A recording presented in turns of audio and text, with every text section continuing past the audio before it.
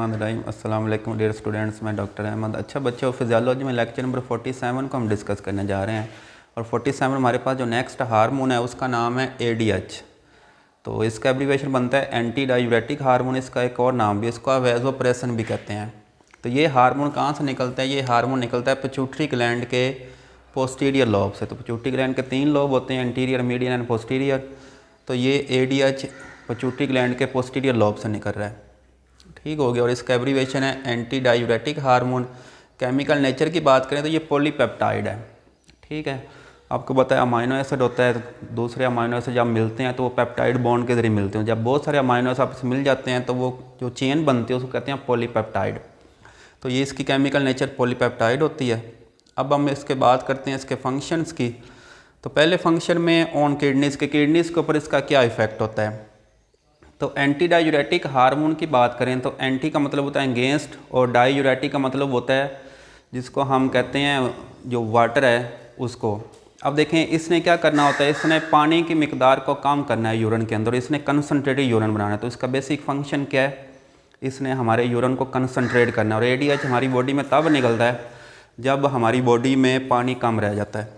तो ये देखें increases permeability of renal tubules for water. तो जो हमने नेफ्रॉन की बात की थी ना कि नेफ्रॉन में जो ट्यूब्यूल्स होती हैं तो ये क्या करते हैं, उनकी परमिबिलिटी को ज़्यादा करते होता है, वहाँ से पानी को बाहर निकालता ताकि पानी ज़्यादा रीअब्जॉर्ब हो, ज़्यादा वो बॉडी के अंदर रहे। इंक्रीजेज वाटर रीअब्जॉर्प्शन, वही बात आ गई ना कि इसने रीनल ट्यूब्यूल से पानी को ज़्यादा से ज़्यादा अब्जॉर्ब करवाना ताकि पानी ज़्यादा ब्लड के अंदर रहे और यूरिन में पानी कम से कम आए।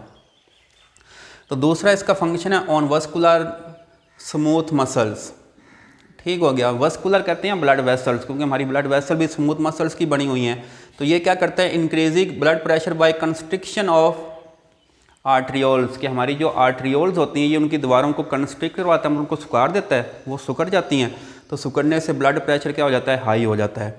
और दूसरा, this action noted when severe loss of blood volume. अच्छा, अब ये वाला जो काम है ये तब होता है जब हमारा जो ब्लड वॉल्यूम है वो कम हो जाए। कम कैसे हो? जब वहाँ पे कोई इंटरनल ब्लीडिंग स्टार्ट हो जाए तो ब्लड निकलना स्टार्ट हो जाए, तो उसके रिजल्ट में ब्लड वॉल्यूम कम हो जाएगा। जैसे ब्लड वॉल्यूम कम होगा तो अब ADH क्या करेगा, हमारी आर्ट्रियोल्स को सुखाड़ देगा ताकि उसमें से क्या हो जाए, जो ब्लड फ्लो है वो कम हो जाए। अगर हम इसकी अदर एक्शन की बात करें तो ये क्या कर रहा है, ये कॉन्ट्रैक्शन करवा रहा है smooth muscles in body like GIT, bile duct and uterus. मतलब ये हमारे सारे बॉडी के पार्ट्स हैं, जिस तरह ये गैस्ट्रोइंटेस्टाइनल ट्रैक्ट जिसमें हमारा पूरा डाइजेस्टिव सिस्टम आ जाता है, हमारी बाइल डक्ट और यूट्रस है। तो ये उसमें क्या कर रहा है, स्मूथ मसल्स को क्या करवा रहा है, कॉन्ट्रैक्शन करवा रहा है। ठीक हो गया। ये कॉन्ट्रैक्शन आगे हेल्पफुल होती है, ये आगे हम बात करते हैं। अच्छा, इसके बाद दूसरा जो हार्मोन है जिसको हम कहते हैं ऑक्सीटोसिन। तो ये हार्मोन भी पोस्टीरियर पिट्यूटरी ग्लैंड से निकल रहा है। तो ये भी पोस्टीरियर पिट्यूटरी ग्लैंड से निकल रहा है और ये भी पॉलीपेप्टाइड इन नेचर। और इसमें कितने अमाइनो एसिड्स होते हैं? इसमें 8 अमाइनो एसिड्स हैं। तो 8 अमाइनो एसिड मिलकर ये पूरी एक पॉलीपेप्टाइड चेन बना रहे हैं। अच्छा, इसके बाद अगर हम ऑक्सीटोसिन के फंक्शंस की बात करें तो पहला इसका फंक्शन है यूट्रस के ऊपर। अच्छा, ये वाला जो हार्मोन है इसका सबसे इंपॉर्टेंट रोल डिलीवरी में है कि जब बच्चे की पैदाइश होती है, जो डिलीवरी हो रही होती है, तो डिलीवरी होती है ऑक्सीटोसिन की वजह से। तो देख लें ये क्या कर रहा है, स्टिमुलेट्स कर रहा है contraction of smooth muscles of uterus, कि यूट्रस के अंदर जो मसल्स हैं ये उनको कॉन्ट्रैक्ट करवा रहा है। जब मसल वो कॉन्ट्रैक्शन करेंगे, ठीक है, तो इस चीज़ को कहते हैं लेबर पेन। तो वो लेबर पेन फिर क्या करती है, बच्चे के ऊपर फोर्स लगाती है ऊपर से नीचे की तरफ, इस तरह बच्चे की क्या हो जाती है, डिलीवरी हो जाती है। और दूसरा इसका इफेक्ट और मिल्क इंजेक्शन। अब देखें जितनी भी हमारे पास लैक्टेटिंग फीमेल हैं जो मिल्क प्रोडक्शन जिनमें हो रही है, तो मेमरी ग्लैंड्स के अंदर जो मिल्क पैदा होना और फिर मिल्क का निकलना, ठीक हो गया।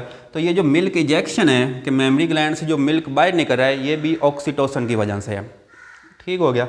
और फिर उसके बाद इफेक्ट्स ऑन ब्लड वेसल्स। अगर हम ब्लड वेसल के ऊपर इसके इफेक्ट की बात करें तो ये क्या कर रहा है, causes vasodilation and decrease blood pressure. तो ये वेजोडाइलेशन का मतलब होता है ये ब्लड वेसल को फैला देता है। जब ब्लड वेसल फैल जाएंगी तो उसके अंदर क्या हो जाएगा, जो हमारा ब्लड प्रेशर है वो क्या हो जाएगा, वो कम हो जाएगा। और उसके बाद अगर हम बात करें इफेक्ट्स ऑन पिट्यूटरी ग्लैंड के ऊपर, तो ये क्या करवा रहा है, पिट्यूटरी ग्लैंड से प्रोलैक्टिन, ये भी एक हार्मोन है जो आगे मिल्क प्रोडक्शन में हेल्प करता है, तो उसको वहाँ से निकलवा रहा है। और फिर ये क्या कर रहा है, इनहिबिट्स ADH सिक्रीशन। तो ADH का और ऑक्सीटोसिन का एक दूसरे के साथ नेगेटिव फीडबैक होता है। अगर हमारी बॉडी में ऑक्सीटोसिन है तो इसने क्या करना है, इसने ADH की सिक्रीशन को बंद कर देना है। तो इसे कहते हैं एक दूसरे का नेगेटिव फीडबैक मैकेनिज्म, जिसमें एक हार्मोन दूसरे हार्मोन की प्रोडक्शन को कम कर देता है। इफेक्ट्स ऑन फर्टिलाइजेशन, फर्टिलाइजेशन का मतलब होता है एग और स्पर्म का मिलना। अब देखें फर्टिलाइजेशन कहाँ पे हो रही है, फर्टिलाइजेशन होती है ये फीमेल रिप्रोडक्टिव सिस्टम का एक पार्ट होता है, इसको कहते हैं फ्लोपियन ट्यूब, या इसको हम ओविडक्ट भी कहते हैं। तो अब ये वाले जो स्पर्म है वो नीचे से जाते हैं, तो वो एक सेमिनल फ्लूइड होता है, तो ये हार्मोन क्या करता है, सेमिनल फ्लूइड को भी वो जो फ्लोपियन ट्यूब है वहाँ पे लेके जाता है। जब सेमिनल फ्लूइड वहाँ पे जाता है तो उसके रिजल्ट में जो फर्टिलाइजेशन है वो आसान हो जाती है। तो इस तरह ये फर्टिलाइजेशन में हेल्प कर रहा है। अच्छा, लास्ट पे है indications for use of oxytocin. हमें कब पता चलेगा कि अब इस सूरत में हमें ऑक्सीटोसिन यूज़ करना चाहिए? तो हम दो कंडीशंस में ऑक्सीटोसिन को यूज़ करते हैं। पहली कंडीशन है इंड्यूसिंग लेबर पेन, कि अगर एक फ़ीमेल की डिलीवरी है लेकिन उसमें कॉन्ट्रैक्शंस नहीं हो रही, ठीक है, तो वो कॉन्ट्रैक्शंस पैदा करवाने के लिए हम उसको क्या करेंगे, उसको हम ऑक्सीटोसिन का इंजेक्शन लगा देंगे। और दूसरा है ट्रीटमेंट ऑफ यूट्राइन हैमरेज।